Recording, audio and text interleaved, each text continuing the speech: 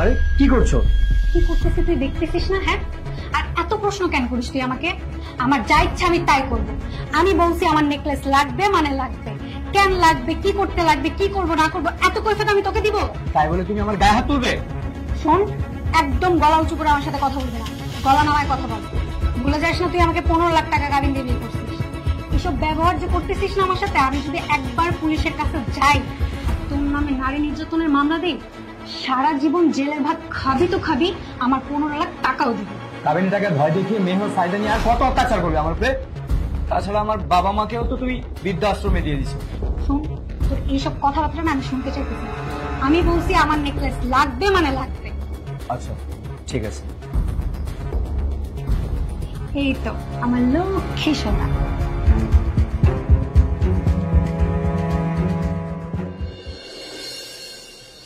Office থেকে আসার সময় একটা ছেলের সাথে দেখলাম। নাহিদ, ওকে আমি পছন্দ করি। কি বলছো? তুমি আমার ওয়াইফ, মাথা ঠিক আছে তোমার? যে দেখছিস খাবার নিয়ে বসছে অমনি তুই শুরু করে দিলি না? নে তোর খাবার তুই খা।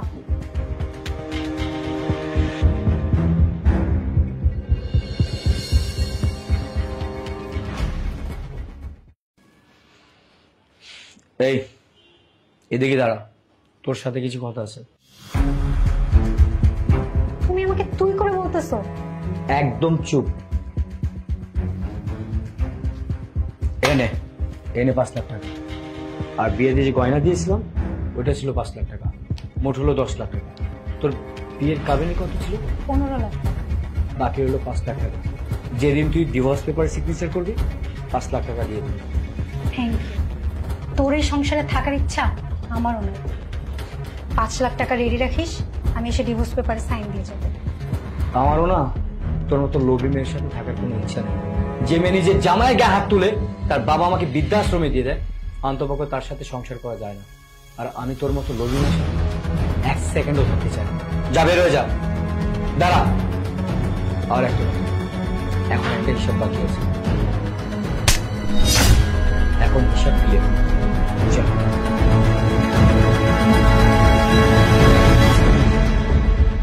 বলো ডাক্তার। তোমার জন্য একটা খুশির খবর আছে। বলো।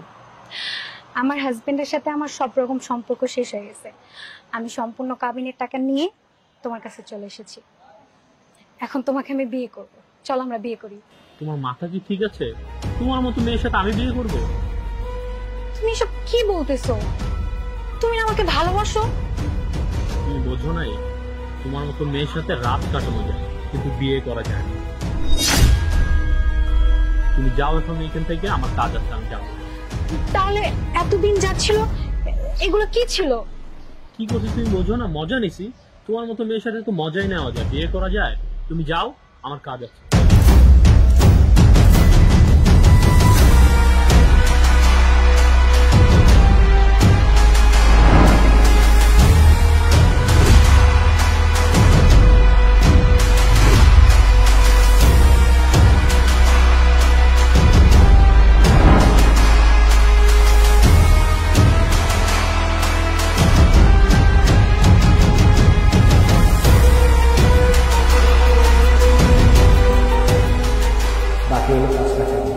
যেদিন তুই ডিভোর্স পেপারে সিগনেচার করবি 5 লাখ টাকা দিয়ে দিবি। Thank you.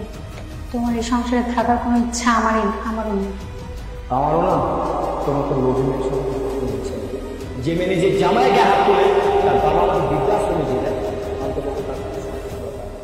আর আমি তোর মতো লোভী মেয়ের সাথে 1 সেকেন্ডও থাকতে চাই না। যা বের হয়ে যা।